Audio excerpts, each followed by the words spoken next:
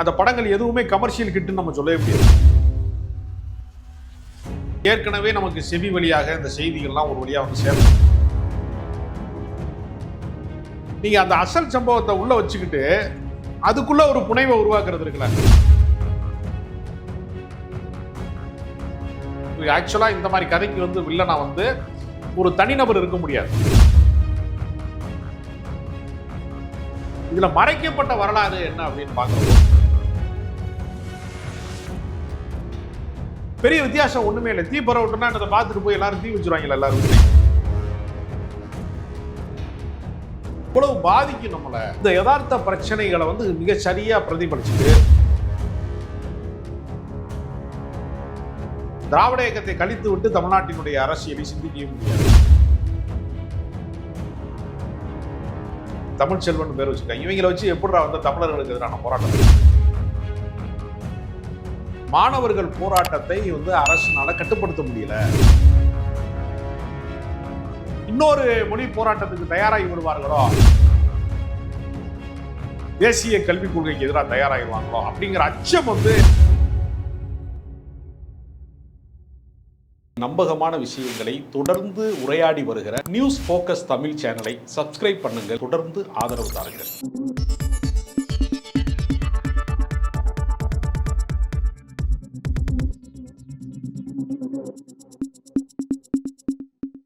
வணக்கம் சார். வணக்கம்.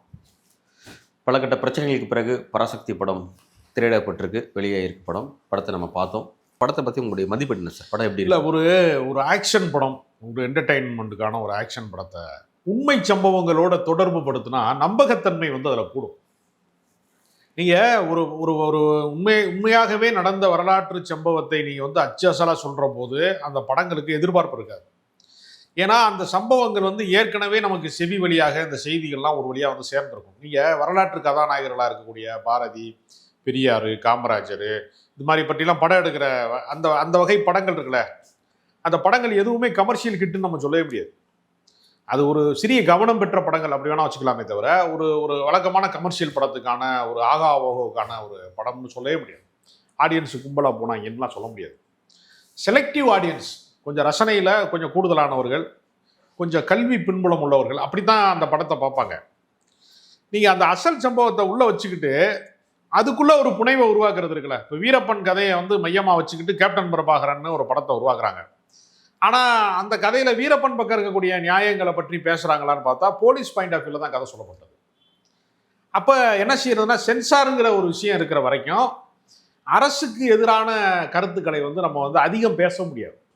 இப்போ இது ஏறத்தாழ வந்து மத்திய அரசாங்கம் வந்து 1964 காலகட்டங்களிலே இந்திய எதிர்ப்பு போராட்டத்தினுடைய கிளர்ச்சி பெரிய அளவில் வந்து வந்தப்ப மாணவர்கள் போராட்டத்தை வந்து அரசுனால கட்டுப்படுத்த முடியல, காவல்துறையால் கட்டுப்படுத்த முடியல, துணை இராணுவம்லாம் வரவழைக்கப்பட்டுச்சு அப்படிங்கிற இடத்துக்குள்ள இந்த 40% உண்மைகளை 60% புனைவுகளோட சொல்றதுக்கு முயற்சி பண்ணுவாங்க எப்பவுமே. இப்போ இந்த படத்தில் என்னன்னா, அந்த மாணவர் போராட்டத்தில் தீக்குளிக்கிறது, இது மாதிரி வந்து துப்பாக்கி சூட்டுக்கு இரையாகிறது, அரச பயங்கரவாதத்துக்கு வந்து எப்படி வேட்டையாடுவாங்க. இப்போ நம்ம அதெல்லாம் விடுதலை மாதிரி படங்கள்ல எல்லாம் நம்ம பார்த்துருக்கோம். போலீஸினுடைய அத்துமீறல்கள் வந்து எப்படி போராட்ட குழுக்களை ஒடுக்குவாங்க. இந்த கதாபாத்திரங்களுக்கான விஷயங்கள் எல்லாத்தையுமே அசல் தன்மையோட பண்ணிட்டு ஒரு சினிமாவுக்கு தேவையான காதல் காட்சிகள், உறவுமுறை, சென்டிமெண்ட்டு, அண்ணன் தம்பி சென்டிமெண்ட்டு, அது மாதிரியான விஷயங்கள். ஒரு படத்துக்கு வந்து ஒரு கதாநாயகன் ஒருத்தர் இருந்தால் வில்லன் ஒருத்தர். ஆக்சுவலாக இந்த மாதிரி கதைக்கு வந்து வில்லனா வந்து ஒரு தனிநபர் இருக்க முடியாது. அரச பயங்கரவாதம், ஆட்சி அதிகாரம், அவன் தான் வில்லன். ஆனால் அந்த ஆட்சி அதிகாரத்தோட ரெப்ரசன்டேட்டிவாக ஒருத்தரை காட்டணும் அப்படின்னு ஒரு இடம் வந்துடுது. அப்போ ஜெயம் ரவி கேரக்டர் வந்து ஒரு முழுக்க வந்து போராட்ட குழுக்களை வேட்டையாடுகிற ஒருவர் அப்படின்னு ஒரு கேரக்டர் வந்து அவர் மேலே மொத்த சார்ஜ் போய் அவரை வெல்றது தான் கிளைமாக்ஸில் வந்து நீங்கள் வந்து ஹீரோ ஜெயிக்கிறது அப்படிங்கிற அந்த வழக்கமான ஃபார்மெட்டையும் அவங்க கைவிடாமல் ஒரு அசல் தன்மை வாய்ந்த படத்தை அவங்க எடுக்கணும் அப்படின்னு ஒரு புனைவுகள் வந்து எடுத்துருக்குறாங்க. இது எந்த அளவுக்கு ஒர்க் அவுட் ஆயிருக்கு அப்படின்னு பார்க்குறப்ப இந்த படம் ஒரு முழுமையாக வந்து ஒரு கமர்ஷியலாக ஒர்க் அவுட் ஆயிருக்கு. கமர்ஷியலாக ஒர்க் அவுட் ஆனது போக இந்திய எதிர்ப்பு போராட்டம் இவ்வளவு வீரியமாக இருந்திருக்கா, இவ்வளவு வேகமாக நடந்திருக்கா அப்படின்னு சொல்றதுக்கான நியாயங்களை வந்து பல இடங்களில் வந்து அவங்க சிறப்பாகவே பதிவு செஞ்சுருக்காங்க. அதில் குறிப்பாக வந்து அந்த அந்த இந்தி மட்டுமே வந்துச்சுன்னா என்ன நிலைமைக்கு ஆளாகும் அப்படிங்கிறது, இந்த மணி ஆர்டர் அனுப்ப முடியாத ஒரு வயசான பாட்டி, ஒருவேளை வந்து முழுக்க இந்தியில மட்டுமே உத்தரவுகள் பிறப்பிக்கப்பட்ட அரசு பதவிகளில் வந்து சாமானியர்கள் இந்தி படிச்சா கூட இந்திக்காரன் மாதிரி ஒரு நாள் இந்தி பேச முடியுமா?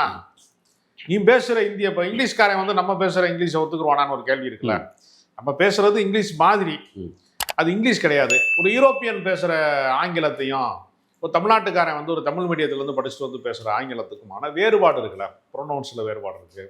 அப்போ அது வந்து எவ்வளவு பாதிக்கும் நம்மளை, அரசு தேர்வுகளில் எப்படி பாதிக்கும், அதிகார வர்க்கத்தில் வந்து நம்ம வந்து ஒரு பணியிடத்துக்கு போகிறதுக்கு எப்படி பாதிக்கும், இந்த யதார்த்த பிரச்சனைகளை வந்து மிக சரியாக பிரதிபலிச்சுட்டு கமர்ஷியலாக களை கட்டுறதுக்கான எல்லா வேலையுமே சிறப்பாகவும் பண்ணி ரெண்டையும் வந்து, அதாவது documentary plus drama equal to cinema. அசல் தன்மை கொஞ்சம் இருக்கணும், அது நம்பகத்தன்மைக்கானது, லாஜிக்கானது. ட்ராமா வந்து பயங்கரமாக ஒர்க் அவுட் ஆகணும். ஒர்க் அவுட் ஆகலைன்னா நமக்கு வந்து போர் அடிச்சிடும். படம் மெதுவாக நகர ஆரம்பிச்சிடும்.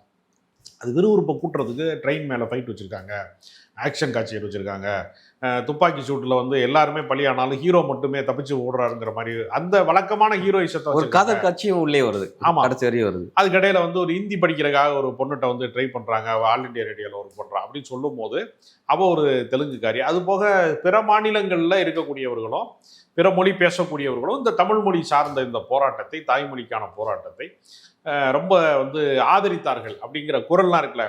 பிற மாநிலங்களையும் ஒருங்கிணைக்கிற வேலையும் அதுக்குள்ளே காட்சிப்படுத்துறது எல்லாமே பண்ணியிருக்காங்க. இது வந்து பொள்ளாச்சியில் ஒன்று கூடலாம். நம்ம வந்து வழக்கமாக வில்லனை வந்து டார்கெட் பண்ணும்போது அது வந்து ஹீரோவுக்கும் வில்லனுக்குமான அந்த போட்டி நடக்கிறப்ப அவனுக்கு தெரியாமல் இவன் வந்துட்டான் இங்கே அப்படின்னு சொல்கிறதுக்காக புனைவுகளில் பொள்ளாச்சிக்கு வந்துருங்க, கோயம்புத்தூருக்கு வந்துருங்கலாம் அவங்க சொல்லியிருக்கிறாங்க. சிதம்பரத்தில் வந்து அண்ணாமலை பல்கலைக்கழகத்தில் பேராசிரியர் அன்பழகன்லேருந்து பல பேர் இங்கே தான் படித்தாங்க. அந்த போராட்டம்லாம் நமக்கு தெரியும். சிவகங்கை ராசேந்திரனுக்கு வந்து துப்பாக்கி சூடு நடந்தது, அதெல்லாம் நமக்கு தெரியும். அந்த வாசல்லையே வந்து பல்கலைக்கழகத்தினுடைய அந்த வளாகத்திலேயே மொழிப்போர் தியாகியாக இருக்கக்கூடிய சிவகங்கை ராஜேந்திரனுக்கு வந்து அங்கே ஒரு சிலை வைத்திருக்கிறாங்க. அந்த அசல் தன்மையான விஷயங்களை பூராமே படம் முடிகிற போது ஒரு முறை காட்டுறாங்க. இதில் மறைக்கப்பட்ட வரலாறு என்ன அப்படின்னு பார்க்குற போது பொள்ளாச்சியில் நடந்த இந்த துணை இராணுவத்தினுடைய வருகை, அதனால பாதிக்கப்படக்கூடிய, அதாவது தனி மனித பயங்கரவாதத்தை நம்ம எதிர்கொள்ள முடியும், அரச பயங்கரவாதத்தை எதிர்கொள்ள முடியாது. ஒரு தனிநபர் ஒருத்தனை துப்பாக்கியில் சுட்டா அது கொலை வழக்கு. போலீஸ் ஆஃபீஸர் வந்து ஒருத்தர் விசாரணையில் சுட்டார்னா அவர் என்னை வந்து அது என்கவுண்டர் லிஸ்ட்டில் சேர்த்து சில நேரம் அவருக்கு பதக்கமும் வழங்குறாங்க.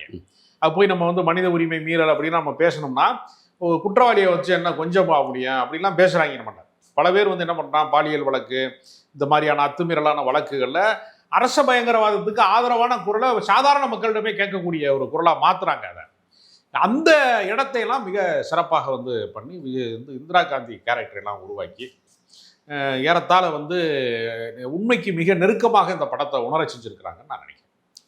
ரொம்ப ஒரு முக்கியமான ஒரு விஷயம் இதில் பேச வேண்டிய விஷயம் அப்படிங்கிறது நம்ம ஏற்கனவே சொன்ன மாதிரி அந்த பொள்ளாச்சி விஷயத்தை ரொம்ப அழகாக காட்சிப்படுத்துனாங்க. அதை பலரும் பேசியிருக்காங்க. போராட்டத்தில் டைரெக்டாக பங்கெடுத்தவங்க, அந்த பிரச்சனையை ஃபேஸ் பண்ண பலர் வந்து அதை பற்றி பேசுகிறாங்க. பட் முறை வந்து தமிழ் படத்தில் அது வந்து ஒரு காட்சியாக வச்சிருக்கிறதுங்கிறது ஒரு பாராட்டத்தக்க விஷயம். ரெண்டாவது என்னென்னா சார், இப்போ இந்த சப்ஜெக்ட்டுங்கிறது ஒரு அரசியல் ரீதியான ஒரு படம், முழுக்க அரசியல் ரீதியான ஒரு கதை அம்சம். அதை எடுத்து படமாக பண்ணும்பொழுது பட சிக்கல்களை எதிர்கொண்டுச்சு சென்சார் போர்டில். அந்த சிக்கல்களுக்கு பிறகு வெளியான படத்தில் அதோட உண்மைத்தன்மை எந்த அளவுக்கு பாதிக்கப்பட்டிருக்கு. நம்ம ஏற்கனவே நேற்று பேசணும், அந்த எந்தெந்த கட்டுலாம் பேசணும். இப்போ அதெல்லாம் வந்து இந்த படத்தில் கட் பண்ணதுங்கிறது இந்த படத்தினுடைய அந்த உண்மைத்தன்மை குறைச்சிருச்சுன்னு நீங்கள் பார்க்குறீங்களா, அல்லது சரியாக வந்து சேர்ந்துருக்குன்றது பார்க்குறீங்க? இல்லை, அதாவது எப்பவுமே வந்து என்னென்னா ஒரு கிரியேட்டர் வந்து என்னென்ன ஷாட் வந்து வரணும், நம்ம அந்த கதைக்குள்ளே என்னென்ன கருத்துக்கள் வரணும், என்னென்ன மாதிரி டயலாக் வரணும் அப்படின்னு அவங்க ஒன்று பிளான் பண்ணுவாங்க. சென்சாருக்கு போகும்னு தெரிஞ்சு தான் அவங்க பிளான் பண்ணுறாங்க. அப்போ அவங்களே என்ன பண்ணுவாங்கன்னா எடிட் பண்ணி தான் எழுதுறாங்க. ஏன்னா நான் சினிமா கதைவாதங்களில் பணிபுரிந்ததுனால எனக்கு தெரியும், இந்த சீன் வந்து சென்சாரில் ஏற்றுக்க மாட்டாங்க சார், இந்த சீன் வைக்க வேணாம், நம்ம எடுத்துகிட்டு வேஸ்ட் பண்ண வேணாம், இந்த ஷூட்டிங் செலவு வீணாகும் அப்படிங்கிறதெல்லாம் டிஸ்கஸ் பண்ணுவாங்க. அப்படி பார்த்து செதுக்கி தான் அந்த படத்தை வந்து அவங்க எடுத்துருக்குறாங்க. அது மேலேயும் அவங்க வந்து கை வைக்கிறாங்க அப்படிங்கிறது இருக்கு இல்லையா, அது வந்து எனக்கு தெரிஞ்சு வந்து ஒரு அதிகார துஷ்பிரயோகம் மாதிரியான விஷயம்தான். தீ பரவட்டும்னு சொன்னால் என்ன நடந்துற போகுது சொல்லுங்கள்? நீதி பரவட்டும்னு ஏன் மாற்றணும்? தீ பரவட்டும் சொல்கிறதுனாலையும் நீதி பரவட்டும் சொல்கிறதுனாலையும் பெரிய வித்தியாசம் ஒன்றுமே இல்லை. தீ பரவட்டும்னா அதை பார்த்துட்டு போய் எல்லாரும் தீ வச்சுருவாங்களா எல்லாரும் வீட்லையும்? அப்படி கிடையாதுல்ல. நீ ஒரு நீதி உணர்ச்சியை தான் தீயாக, அவன் தீயா வேலை செய்கிறான்டா அப்படின்னு சொல்கிறாங்க. அப்படின்னா அவன் என்ன லேத்துப்பட்டறையில் வேலை செய்கிறான்னு அர்த்தமா? அப்படி கிடையாது. அவன் வந்து ஒரு வேகமாக வேலை செய்கிறான், தீ எப்படி பற்றி படருமோ அப்படி வேலை செய்கிறான் அப்படின்னு ஒரு உவமை தானே அது. தீ பரவட்டும்னு சொன்னதுன்னா அண்ணா குடிசையை கொளுத்தினவரா இல்லை ஏதாவது வந்து தீ வச்சிருக்காங்க? அது கிடையாது. ஒரு உணர்ச்சி பிரவாகமாக ஒரு சொல்லாடலை வந்து பயன்படுத்துவது, அப்படித்தான் அதை புரிஞ்சுக்க முடியும். இந்த உவமையை கூட அவங்களால தாங்க முடியல. ஒரு பெண் வந்து கை குழந்தையோட போராட்டத்துக்கு வர்றா, அவளை துப்பாக்கியில வந்து துப்பாக்கி சூடு நடக்கும்போது அவ சரிஞ்சு விழுகிறாங்கிறதுல துப்பாக்கி சூடு நடந்ததை காட்டக்கூடாது. அதனால அவ வந்து சரிஞ்சு விழுகிறத மட்டும் காட்டணும். அப்படின்னா இப்ப அவளா சரிஞ்சு விழுகிறாளா, மயங்கி விழுகிறாளா? இப்ப இதெல்லாம் வந்து என்னன்னா லாஜிக்கா வந்து ஒரு கதைக்குள்ள அப்ப வந்து ஆடியன்ஸ் இதுல கனெக்ட் ஆயிடக்கூடாது. ஏன்னா இன்னும் அரசாங்கத்துக்கு வந்து மும்மொழி கொள்கைங்கிறது இன்னும் வந்து முற்றிலுமா தீர்க்கப்படாத பிரச்சனை. இப்ப தமிழ்நாட்டில் வந்து இது இல்லையே தவிர பிற மாநிலங்கள்ல இந்த மாதிரியான ஒரு விஷயம் இருக்கு. இன்னைக்கு அந்த பிரச்சனை இன்னும் உயிரோட்டமா தான் இருக்கு. நீங்க தேசிய கல்விக் கொள்கையை ஏற்காததன் மூலமாக உங்களுக்கு நிதி தர மாட்டோம் சொல்றது வழியாக மும்மொழி கொள்கை என்கிற திணிப்பு என்பதற்கு இப்போது ஆளுகிற அரசாங்கங்களும் அதுக்கான அதே வெறியோட தான் இருக்கிறான் இன்னும். அப்படிங்கிறப்ப சமகாலத்துல இந்த படத்தை பார்த்துவிட்டு இளைஞர்கள் உணர்ச்சி வசப்பட்டு இன்னொரு மொழி போராட்டத்துக்கு தயாராகி விடுவார்களோ, இந்த மும்மொழி கொள்கைக்கு எதிராக தயாராகிடுவாங்களோ, தேசிய கல்விக் கொள்கைக்கு எதிராக தயாராகிடுவாங்களோ அப்படிங்கிற அச்சம் வந்து அரசாங்கத்துக்கு இருக்கிற காரணத்தினால சென்சார் போர்டு வந்து அரசின் குரலாக இருந்து தான் பார்த்துருக்காங்களே தவிர இந்த போராட்டத்தினுடைய நியாயங்கள் வந்து போய் சேரக்கூடாதுன்னு அவங்க நினைக்கிறாங்க. ஆனா என்ன சாமர்த்தியமா அவங்க பண்ணியிருக்காங்கன்னா, நீ எத்தனை வெர்ஷன் கட் பண்ணாலும் நான் அடுத்த இன்னொன்று வச்சிருக்கேன் நான் அப்படின்னு அவங்க ரொம்ப திறமையா என்ன பண்ணிட்டாங்கன்னா, இல்லாட்டினா இதை போய் எடிட் பண்ணி மறுபடியும் ரெடி பண்றதுக்கு நாளாயிருக்கும். அவங்க 25 கட்டு கொடுத்ததுக்கு நாங்கள் சரி பண்ணிட்டு வர்றோம் போய் அப்படின்னு சொல்லல. அவங்க நீ இன்னென்ன கட்டு கொடுப்பியா பாரு, உடனே பாரு நான் ரெடியாக வச்சிருக்கேன் பாரு அப்படின்னு உடனே அவங்க வந்து அடுத்த வெர்ஷனுக்கு ரெடியாக இருந்திருக்கிறாங்க. அதனால தான் படம் இமீடியட்டாக ரிலீஸ் ஆகிருக்கு. இது ஜனநாயகனோட போட்டி போட வேண்டிய ஒரு திரைப்படம். தனிக்காட்டு ராஜா மாதிரி அது வந்துருச்சு. அது வந்து இந்த படத்துக்கு கூடுதலாக பொங்கலில் வேற சாய்ஸே இல்லை. இப்போ படம் பார்க்கணும்னு நினச்சா பராசக்தி தான் பார்க்கணும். இந்த தலைமுறை இளைஞர்கள் இருக்காங்கல்ல, இந்த ஒரு ஃபர்ஸ்ட் டைம் ஓட்டர்ஸாக இருக்கிறவங்க, 2K கிட்ஸாக இருக்கிறவங்கலாம் பல பேருக்கு வரலாறு தெரியல. அவன் வாட்ஸ்அப்பில் வந்ததே வரலாறுன்னு நம்பிக்கிட்டே இருக்கான் திருப்பி. அப்படி இல்லைடா, அதை தாண்டி ஒரு வரலாறு இருக்குன்னு சொல்றதுக்கு இந்த படம் வந்து சாமானியர்களோடையும் ரொம்ப கனெக்ட் ஆகுற ஒரு படமாக வந்துருக்கு. படத்தோட அந்த இறுதியில் வந்து ஒரு முக்கியமான விஷயத்தை பதிவு பண்ணுறாங்க. படத்தில் காட்சியில் பதிவு பண்ணாமல் வாய்ஸ் ஓவராக பதிவு பண்ணுறாங்க. மொழி போராட்டம் நடந்தபோது வந்து 6 பேர் இறந்தாங்க, 10 பேர் இறந்தாங்கிறது அரசு அஃபீஷியல் சொல்லுது. ஆனால் 200க்கும் மேற்பட்டவர்கள் இறந்துருப்பாங்க அப்படிங்கிறதான் வந்து ஆய்வுபூர்வமாக நடந்த சர்வேல தெரிய வருது அப்படிங்கிற ஒரு முக்கியமான விஷயத்தை பதிவு பண்ணுறாங்க. அதை நம்ம கனெக்ட் பண்ணி பார்க்கறது அந்த பொள்ளாச்சியோட கனெக்ட் பண்ணி பார்த்தா அங்கே நடந்த மரணங்களோட நம்ம கனெக்ட் பண்ணி பார்த்து புரிஞ்சுக்கலாம்.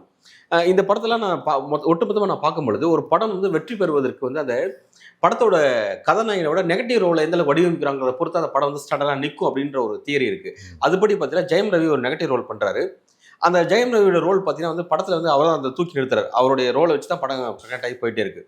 அப்படி இருக்கும்போது எனக்கு ஒரு கேள்வி இருக்குது. என்னன்னா, நான் டைரெக்டாக வந்து இந்த ஜல்லிக்கட்டு போராட்டத்தில் களத்தில் நின்று பார்த்துருக்கேன். அதே மாதிரி தூத்துக்குடி துப்பாக்கி சூட்டை அருகில் நின்று பார்த்துருக்கேன். அப்படிலாம் பார்க்கும் பொழுது இந்த தங்களுக்கு ஒரு உத்தரவு வருது அப்படின்னா அந்த அதிகாரிகள் எப்படி வந்து தங்களோட சொந்த மக்களையே துப்பாக்கியில் சுட்டுக் கொள்றதா இருக்கட்டும், இல்லை அடிச்சு சித்திரவதை பண்ணுறதா இருக்கட்டும், அந்த மென்டாலிட்டி அவங்களுக்கு எங்கேருந்து கிடைக்குது, எப்படி அந்த ஃபோர்ஸுக்கு வராங்க அப்படின்ற ஒரு கேள்வி எனக்கு இருக்குது. ஆனால் அந்த கேள்விக்கான பதில் எனக்கு இந்த படத்தில் அந்த நெகட்டிவ் ரோல் வந்து ஜெயம் ரவி பண்ணும்போது அதை புரிஞ்சுக்கிட்டேன்.